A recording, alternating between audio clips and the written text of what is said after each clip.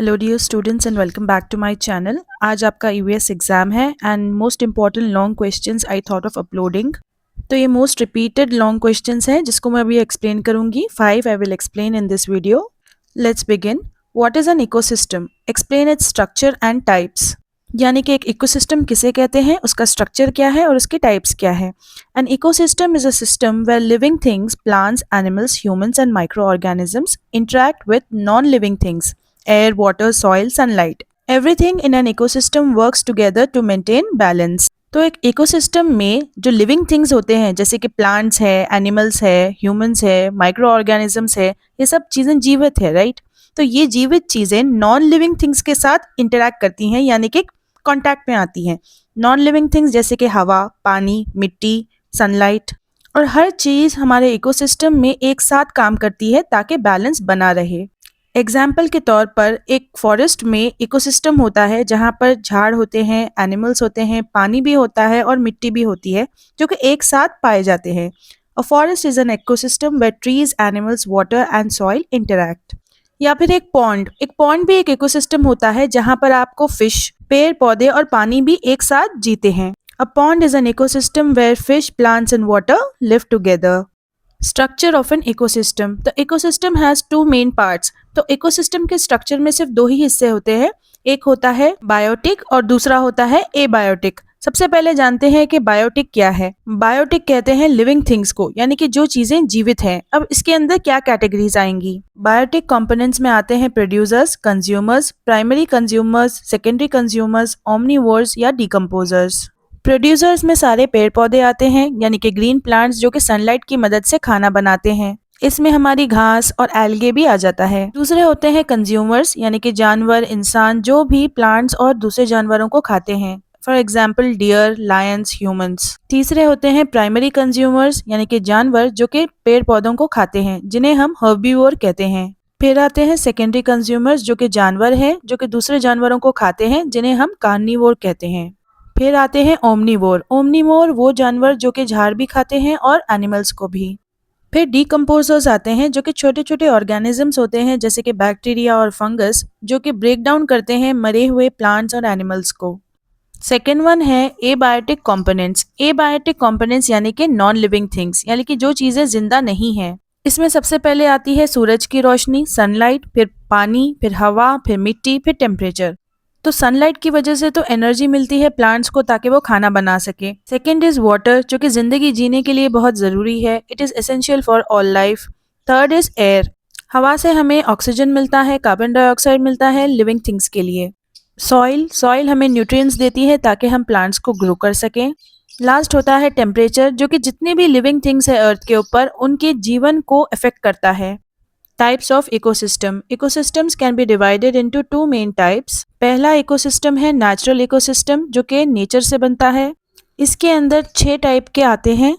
पहला होता है टेरेस्ट्रियल इकोसिस्टम, जो कि लैंड है। फिर आता है फॉरेस्ट इकोसिस्टम, फिर desert ecosystem, aquatic ecosystem, fresh water ecosystem and marine ecosystem. Terrestrial ecosystem यानी कि जो ज़मीन होती है उसके एग्जाम्पल्स होते हैं जंगल, डेजर्ट, ग्रासलैंड। फॉरेस्ट इकोसिस्टम में झाड़ आते हैं, प्लांट्स, एनिमल्स और मिट्टी। डेजर्ट इकोसिस्टम में आता है सैंड, क्राटी, camels and very little water. Aquatic ecosystem में पानी होता है जैसे कि rivers, ponds, oceans. Fresh water ecosystem में लेक्स होते हैं, पॉन्ड्स, रिवर्स। और मराइन इकोसिस्टम समंदर के बारे में होता है, ओशंस एंड सीज। दूसरा टाइप का इकोसिस्टम है आर्टिफिशियल इकोसिस्टम, जो कि इंसान बनाते हैं जैसे कि गार्डन्स, फार्म्स, एक्वेरियम, पार्क्स। अब इम्पोर्टेंस क्या है इकोसिस्टम्स की? Ecosystems provide food, air, water for all living things. They keep the environment clean and balanced. Forests and oceans produce oxygen and absorb carbon dioxide. Plants and trees prevent soil erosion. तो ecosystems important इसलिए हैं because वो हमें खाना देते हैं, हवा, पानी, सारे लिविंग थिंग्स के लिए। वो हमारे इन्वायरमेंट को साफ रखते हैं और नेचर का बैलेंस बना के रखते हैं। और जो फॉरेस्ट और ओशंस हैं वो ऑक्सीजन को प्रोड्यूस करते हैं और कार्बन डाइऑक्साइड को अपने अंदर ले लेते हैं। और पेड़ पौधे जो है वो सॉइल इरोजन से बचाते हैं। सॉइल इरोजन यानी कि जब लैंड इनफर्टाइल हो जाता है न्यूट्रिएंट्स बहने की वजह से, तो न्यूट्रिएंट्स को मेंटेन रखते हैं वो सॉइल में। Question number 2, briefly explain about water conservation. यानी कि पानी को कैसे बचाना है। Water conservation means saving water and using it wisely. Water is important for life but it is limited. If we waste water, there will be not enough for everyone. तो water conservation का मतलब है पानी को बचाना। किस तरह पानी को अच्छे समझदार तरीके से बचाया जाए, क्योंकि पानी जिंदगी के लिए बहुत ज़रूरी है, लेकिन वो लिमिटेड होता है, कम होता है। अगर हम वेस्ट करेंगे वाटर तो आने वाले जनरेशन्स के लिए पानी लोगों के लिए नहीं रहेगा। मेथड्स ऑफ वाटर कंजर्वेशन, किस तरह हम पानी को बचा सकते हैं, कौन से मेथड से। सबसे पहला है सेविंग वाटर एट होम। घर पर पानी कैसे बचाएं। तो आप ये हेडिंग्स याद रख लो, अंदर अपनी ओन से लिख सकते हो आप, अगर आप इसको सुन लो। तो सबसे पहले आपको घर के जितने भी नल है वो बंद करने होंगे ताकि पानी वेस्ट ना हो। और अगर कोई लीकिंग नल है तो उसे फिक्स करवाओ, पाइप है, टैप्स है, फिक्स करवाओ। बकेट्स का इस्तेमाल करो शॉवर्स की बजाय ताकि पानी बचे।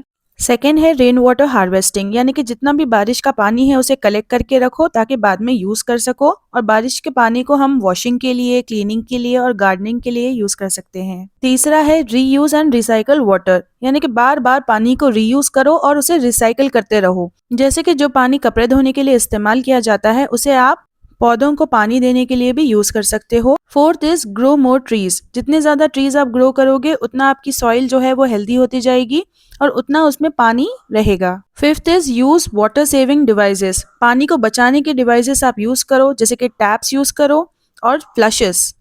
इंपॉर्टेंस ऑफ वाटर कंजर्वेशन, यानी कि क्यों जरूरी है पानी को बचाना।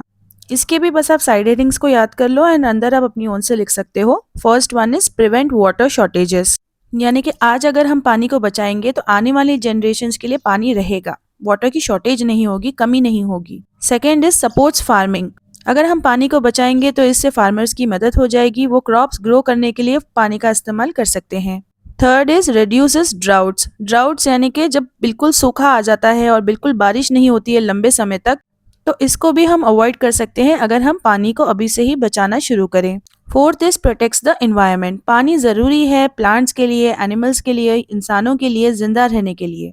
फिफ्थ इज सेव्स एनर्जी, यानी कि साफ सफाई और पंपिंग ऑफ वाटर के लिए हमें जरूरी है एनर्जी का होना। जितना ज्यादा पानी रहेगा फ्यूचर में उतनी ही ज्यादा एनर्जी हम बचा सकते हैं।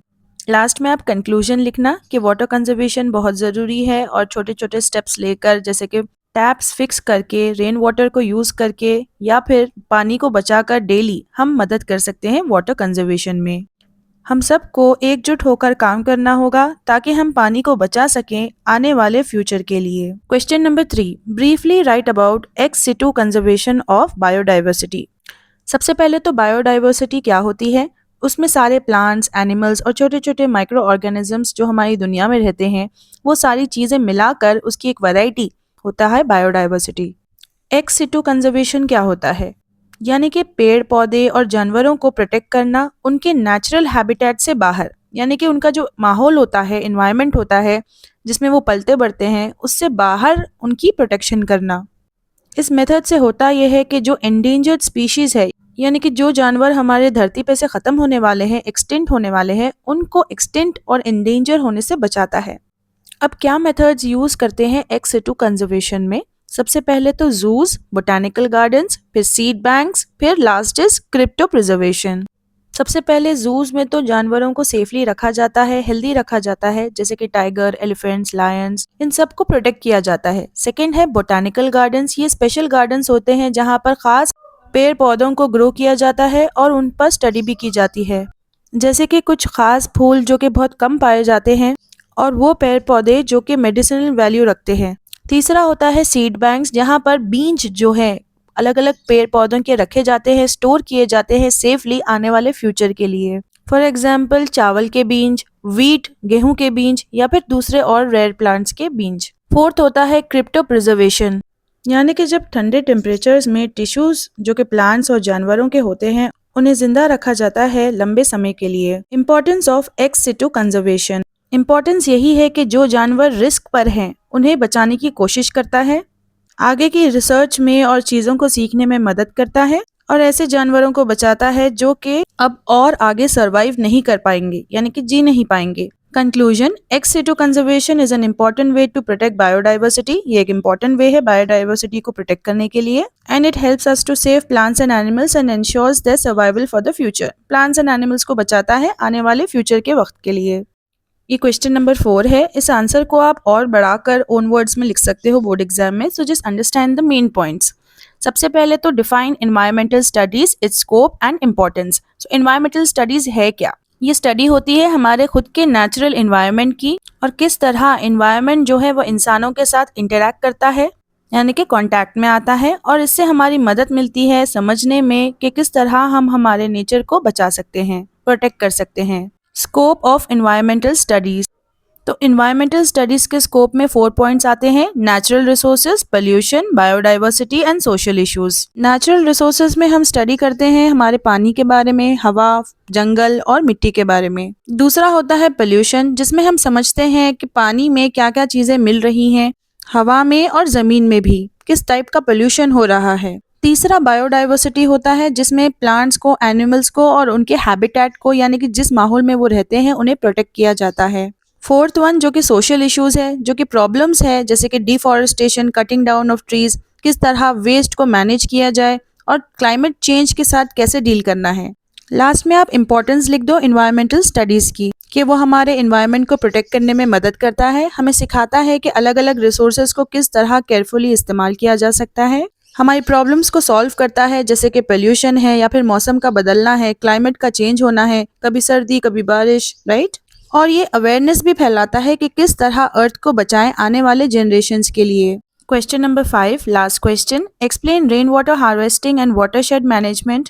तो रेन वाटर हार्वेस्टिंग का मतलब है कि किस तरह पानी को कलेक्ट और स्टोर किया जाए फ्यूचर में यूज करने के लिए। मेथड्स, 2 तरह के मेथड्स होते हैं, एक होता है रूफटॉप कलेक्शन, दूसरा होता है सरफेस रन ऑफ। तो रूफटॉप कलेक्शन में छत के ऊपर से पानी को कलेक्ट किया जाता है और स्टोर किया जाता है टैंक्स में। और सेकेंड मेथड यानी कि सरफेस रन ऑफ मेथड में आप ओपन जगहों से कलेक्ट करते हो पानी को और फिर पॉन्ड्स में डालते हो। Benefits of rain water harvesting. अब इसके साइड हेडिंग्स को याद कर लो, आप उसमें एक्सप्लेन कर सकते हो ओन वर्ड्स में। पहला है पानी को बचाता है ये, it saves water.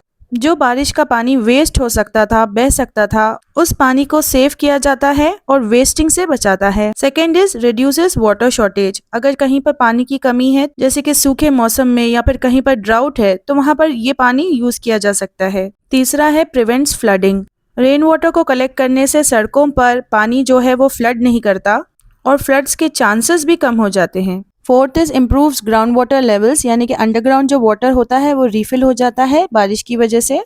Fifth is reduces water bills. पानी का बिल इससे कम आता है बिकॉज बारिश के पानी से ही हम घर के काम कर लेते हैं और फार्मिंग के लिए भी यही पानी यूज किया जाता है, तो फार्मिंग की जरूरत भी इससे कम हो जाती है, पानी खरीदना नहीं पड़ता। Sixth one, useful for farming. Farmers इस पानी को यूज करते हैं, अपने पेड़ पौधों को ग्रो करते हैं, खासतौर से तब जब बारिश नहीं होती। Seventh is saves energy. Water को साफ कराने में और उसको पंप कराने में एनर्जी की जरूरत पड़ती है।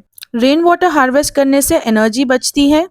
Watershed management. वाटरशेड मैनेजमेंट क्या होता है? जब आप किसी भी लैंड के एरिया को प्रोटेक्ट करते हो जहां से पानी जो है, बारिश का पानी, वो एक सिंगल पॉइंट पर जाता है, जैसे कि या तो वो रिवर में जाएगा या फिर लेक में या फिर पॉन्ड में, किसी भी वाटर बॉडी में। एग्जाम्पल के तौर पर बारिश का पानी जो कि पहाड़ों पे से, फील्ड्स में से या फिर जंगलों में से फ्लो करता है या बहता है और कलेक्ट होता है रिवर्स में और पॉन्ड्स में। अब डेफिनेशन क्या है वाटरशेड मैनेजमेंट की? Watershed management is the process of protecting and improving the land and water in a watershed area. तो एक watershed area में ही मैनेज करना, प्रोटेक्ट करना लैंड को और पानी को। Involves saving water, preventing soil erosion and using the land in a way that benefits both people and environment. इस प्रोसेस में पानी को बचाया जाता है, सॉइल इरोजन को रोका जाता है और लैंड को, जमीन को इस तरह यूज किया जाता है कि उसे फायदा पहुंचे, इंसानों को भी और एनवायरनमेंट को भी।